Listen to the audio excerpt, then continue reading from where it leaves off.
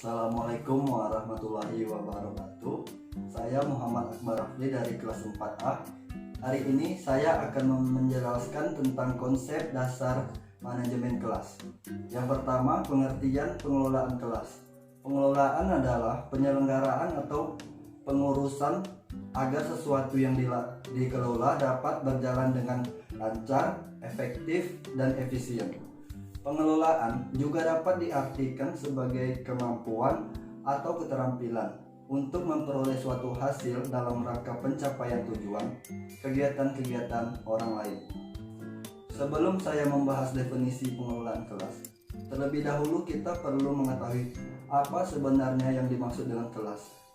Yang pertama, kelas dalam arti sempit, yaitu ruangan yang dibatasi oleh 4 dinding tempat sejumlah siswa berkumpul untuk mengikuti proses pembelajaran. Dan yang kedua, kelas dalam arti luas adalah suatu masyarakat kecil yang merupakan bagian dari masyarakat sekolah yang sebagai kesatuan disorganisasi menjadi unit kerja dalam menyelenggarakan kegiatan belajar mengajar untuk mencapai suatu tujuan. Kelas yang dikemukakan berdasarkan atas pandangan yang menganggap bahwa pengelolaan kelas adalah seperangkat kegiatan untuk mengembangkan tingkah laku siswa yang diinginkan dan mengurangi tingkah laku yang tidak diinginkan, mengembangkan hubungan interpersonal dan iklim sosio-emosional yang positif berdasarkan mengembangkan dan mempertahankan organisasi kelas yang efektif dan produktif. Dan yang kedua, membedakan antara manajemen kelas dan manajemen pembelajaran. Penjelasan pengelolaan dan pembelajaran dapat dibedakan tapi memiliki fungsi yang sama. Pengelolaan tekannya lebih kuat pada aspek manajemen lingkungan pembelajaran, sementara pembelajaran atau instruction lebih kuat berkenaan dengan aspek mengelola atau memproses materi pembelajaran. Contoh aspek pengelolaan, jika di dalam kelas terdapat gambar yang dianggap kurang baik atau tidak perlu, maka tempat untuk ditempelkan ke dinding karena akan mengganggu konsentrasi siswa dalam proses belajar. Maka tugas guru untuk memindahkannya dan menempatkannya ke tempat yang dianggap paling cocok.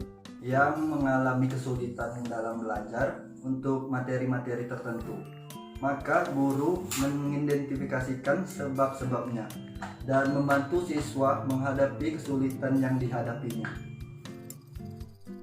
Terdapat 4 pilar proses pembelajaran yang harus diperhatikan guru. Yang pertama, ada tujuan yang hendak dicapainya, dan yang kedua, materi apa yang akan disampaikannya, dan yang ketiga, proses dan langkah-langkah pembelajaran yang harus dilakukan guru dan murid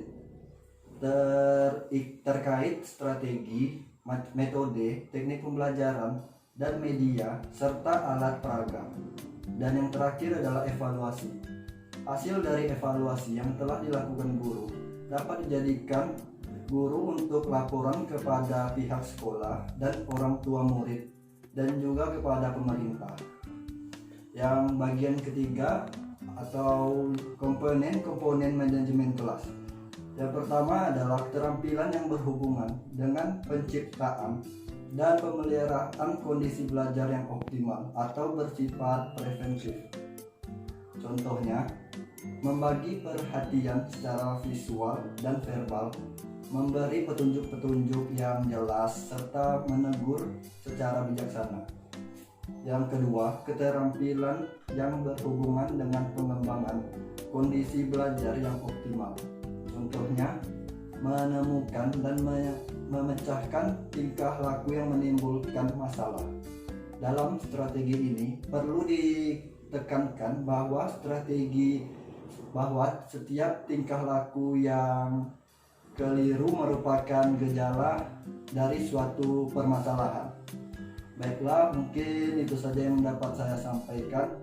Saya ucapkan assalamualaikum warahmatullahi wabarakatuh.